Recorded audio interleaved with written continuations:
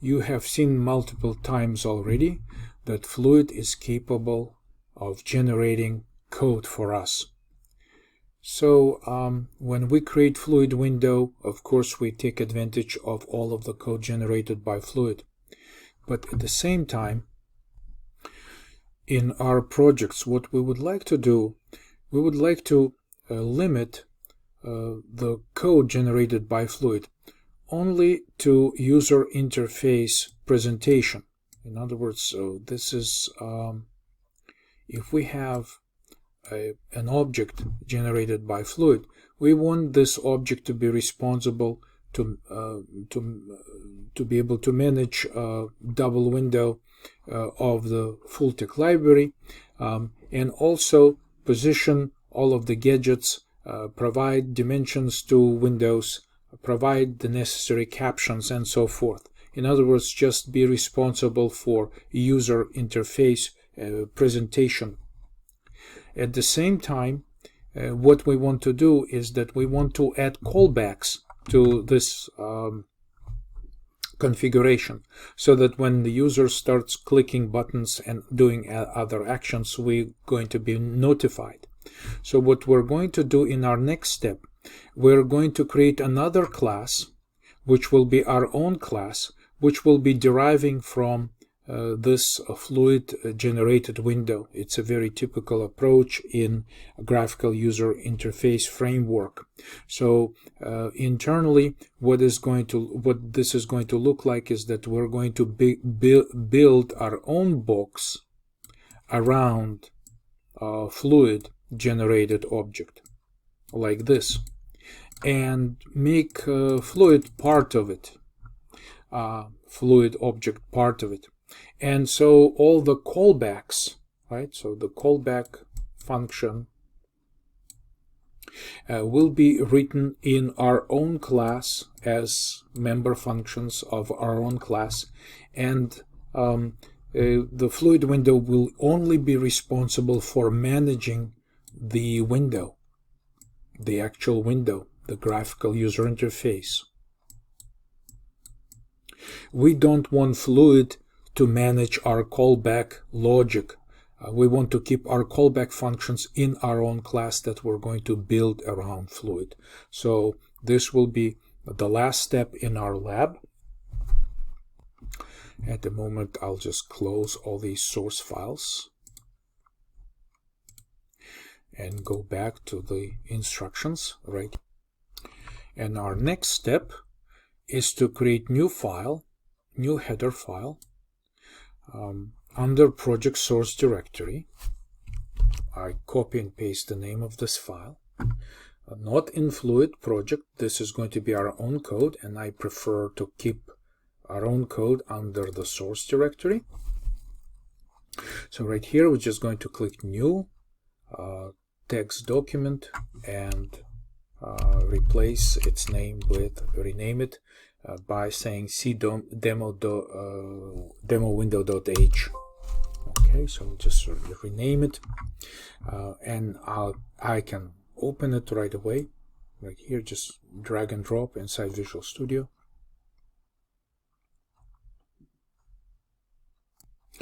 And when you drag and drop your file, just make sure that you drop it on this tab bar. If you drop it inside the browser window, it'll just display an empty file. But if you drag and drop it right here on this tab bar, it'll open it as a file. And of course, now that we're going to do a little bit of work here, I'm just going to say new vertical tab group, and we'll just copy and paste the content of it from our handout. So you can see here that we're using Fluid window generated by Fluid as our base class, and we're using inheritance to inherit everything from it. At runtime, if we create an object of this class, it will be an object in memory, so I draw it like a 3D box. Because it's using base class, this is a derived class from this base class, the instance of the base class is constructed directly inside its own memory, and we'll be able to essentially use everything that this does and build our own logic around it over here in the outer box. So this is a very standard approach in graphical user interface frameworks, not necessarily in Fulltext library, but in many other libraries as well. Now let's also go ahead and modify our main file. So I'm going to say View Solution Explorer and open our main file. I just move it to a new group right here. And the code that we're going to use is going to be very similar right here, very similar to what we've done directly with CDemoWindow, but this time, as you can see, that we're going to use CDemoWindow instead. So instead of using CDemoWindow directly, we'll be instantiating a copy of the CDemoWindow, which is our own class in our own file in our source subfolder. The only member function it has so far is the show. So instead of calling WinApp show like we did before, now we'll have a function show inside of our own class that makes the window visible, and we can also execute other necessary step to configure our own application properly just before we display the user interface and make it visible to the user. Notice that we really have not made any changes in our source files rather than just changing main. This is another header file, so we really don't need to modify the list of the source files. This is just another header file that we added, and we only modified the main function here to start using the new class. So no changes in the source file list so far. All we need to do is save everything and try building it.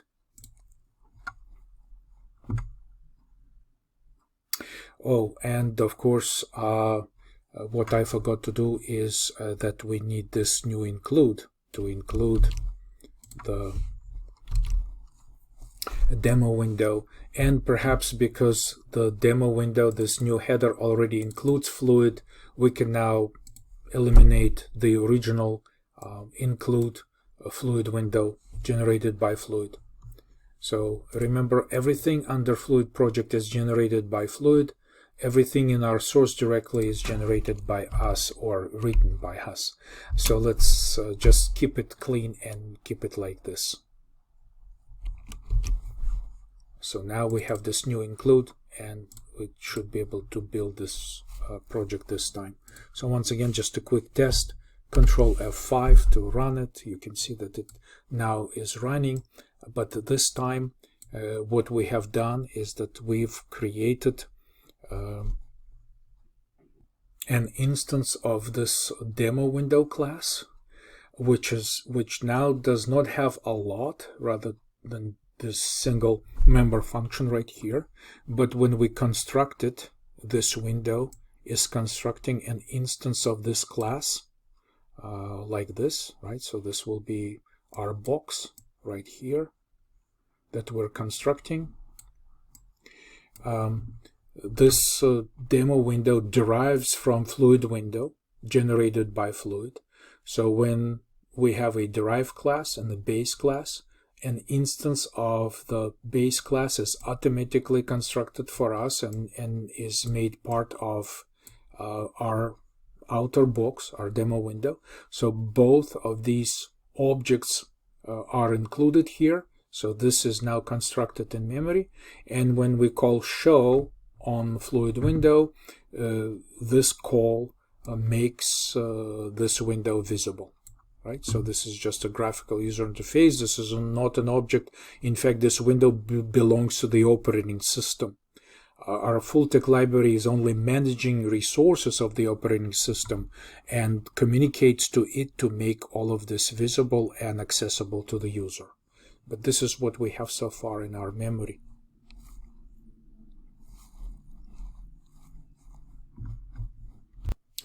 I'm going to close this window right now, and this concludes our laboratory 3, and there are no files to submit. Your homework this week is only the quiz.